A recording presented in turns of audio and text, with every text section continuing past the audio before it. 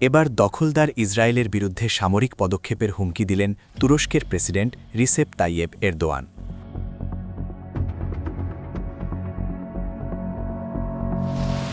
এরদোয়ানের হুঙ্কারে ইসরায়েল ঘিরে উত্তেজনার নতুন মাত্রা পেয়েছে। ফিলিস্তিন ও লেবাননে ইসরায়েলের কর্মকাণ্ডকে বর্বরতা আখ্যা দিয়ে এরদোয়ান ইহুদিবাদী ইসরায়েলের বিরুদ্ধে এই হুমকি দিয়েছেন। তার জবাবে ইসরায়েলি নেতাদের পাল্টা আক্রমণাত্মক মন্তব্যে দুই দেশের সম্পর্ক আরও তিক্ত হয়ে উঠেছে, আর এটি মধ্যপ্রাচ্যের পরিস্থিতিকে আরও অস্থির করে তুলতে পারে।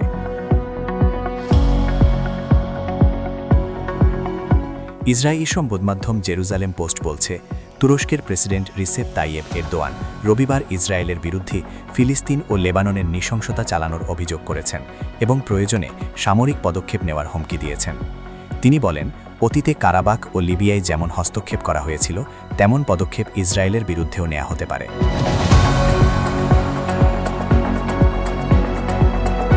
ইস্তাম্বুলে ইন্টারন্যাশনাল এশিয়া পলিটিক্যাল পার্টিস কনফারেন্সে বক্তব্য দিতে গিয়ে এরদোয়ান বলেন, রক্তে রঞ্জিত এই গণহত্যার নেটওয়ার্ক কোনো নিয়ম নীতি মানছে না, মানবিক মূল্যবোধ উপেক্ষা করে নিরীহ শিশু, নারী ও সাধারণ মানুষকে হত্যা করে চলেছে। তিনি আরও বলেন, যুদ্ধবিরতি থাকা সত্ত্বেও ইসরায়েলের হামলায় লেবাননের 12 লাখ মানুষ তাদের ঘরবাড়ি ছাড়তে বাধ্য হয়েছেন। এরদোয়ান ইসরায়েলের কর্মকাণ্ডকে বর্বরতা বলে উল্লেখ করেন এবং ইসরায়েলের পার্লামেন্ট নেসেটে পাশ হওয়া একটি বিতর্কিত আইনের প্রসঙ্গ তুলে বলেন, এটি মূলত ফিলিস্তিনি বন্দীদের লক্ষ্য করেই করা হয়েছে।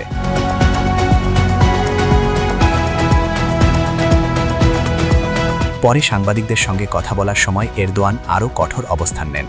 তিনি বলেন, ফিলিস্তিনের বিরুদ্ধে ইসরায়েল যা করছে তা ঠেকাতে আমাদের শক্তিশালী হতে হবে। আমরা যেমন কারাবাখে গিয়েছি, যেমন লিবিয়ায় গিয়েছি, তেমনই তাদের বিরুদ্ধেও যাব।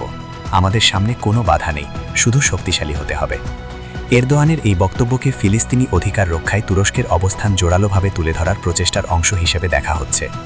এর আগে গত শুক্রবার তুরস্কের একটি আদালত নেতানিয়াহু সহ 35 জন ইসরায়েলি কর্মকর্তার বিরুদ্ধে অভিযোগ গঠন করে।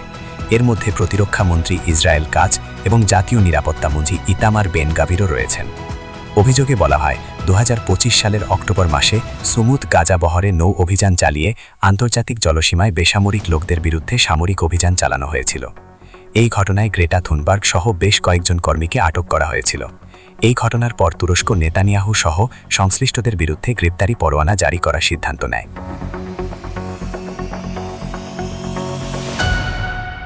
এই অভিযোগের জেরে উত্তেজনা আরও বেড়েছে।